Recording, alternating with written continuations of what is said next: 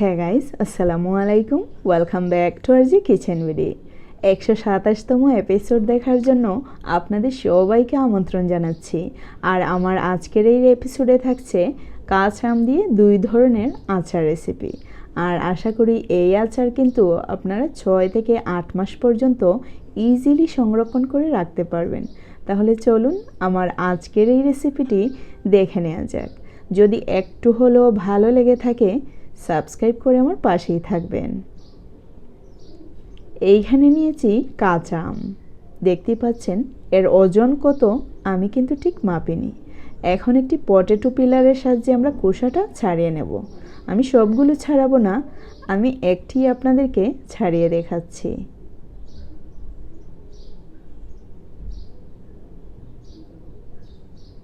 Potato পিলারের সাহায্যে খোসাটা ছাড়িয়ে নেওয়া কিন্তু অনেকটাই সহজ।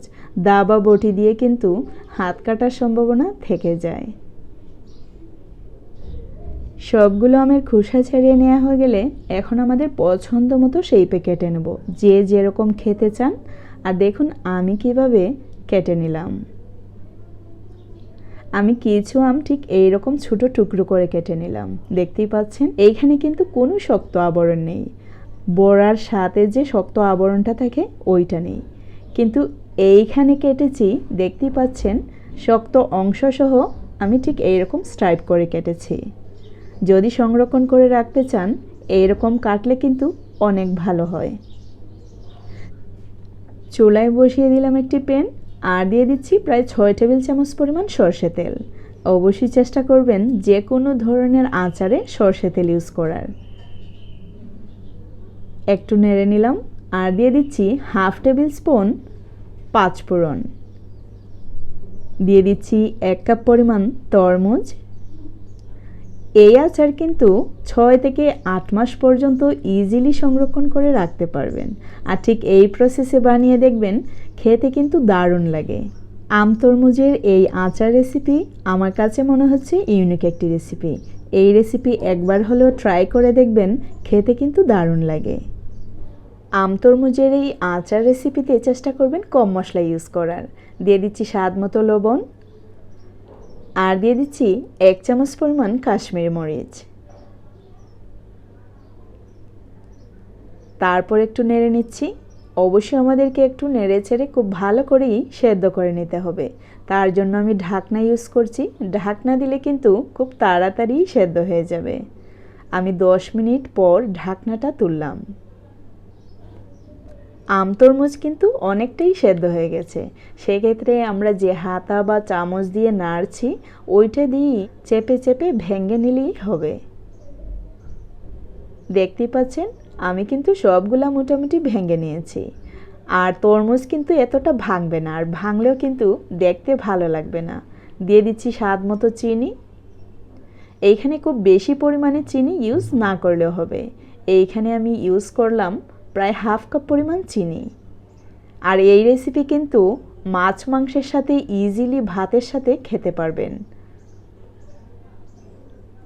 দিয়ে দিচ্ছি 1 চামচ পরিমাণ চাট মশলা।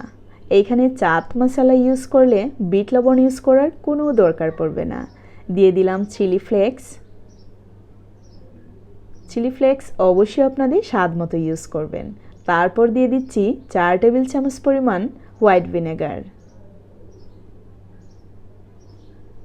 এখন অবশ্যই চুলার আগুন মিডিয়াম টু লো ফ্লেমে রেখে 5 থেকে 7 মিনিট পর্যন্ত জাল করে নিতে হবে।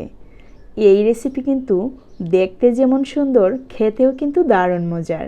আর এই রেসিপি আমরা সহজেই ভাতের সাথেও খেতে পারি, তাতে কোনো প্রবলেম নেই। মাছ মাংসের সাথে কিন্তু দারুণ লাগে। আমি নামিয়ে নিলাম, আর একটু ঠান্ডা হওয়ার পর আপনাদেরকে পরিবেশন করে দেখাচ্ছি। এই রেসিপির কালার যেমন সুন্দর, খেতে কিন্তু আরও বেশি মজার। অবশ্যই চেষ্টা করবেন এইখানে কালারফুল মশলা কম ইউজ করার।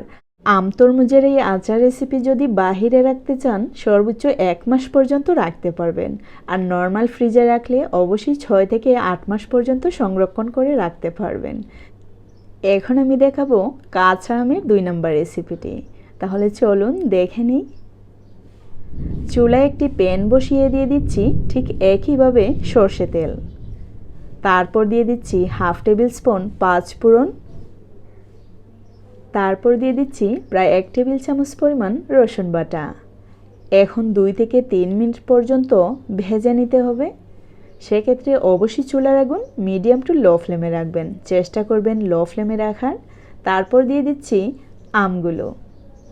আম দিয়ে দেওয়া হয়ে গেলে অবশ্যই এখন 3 থেকে 4 মিনিট ভেজে নিতে হবে, যাতে পাঁচফোড়ন এবং রসুনের স্মেলটা আমের গায়ে উঠে যায়। তারপর দিয়ে দিচ্ছি হাফ কাপ পরিমাণ পানি, আর দিয়ে দিচ্ছি স্বাদ মতো চিলি ফ্লেক্স, দিয়ে দিচ্ছি প্রায় 2 টেবিল চামচ পরিমাণ চাট মশলা, দিয়ে দিচ্ছি স্বাদ মতো লবণ। চাট মশলাতে কিন্তু লবণ থাকে, অবশ্যই আপনারা আপনাদের স্বাদ মতো ইউজ করবেন।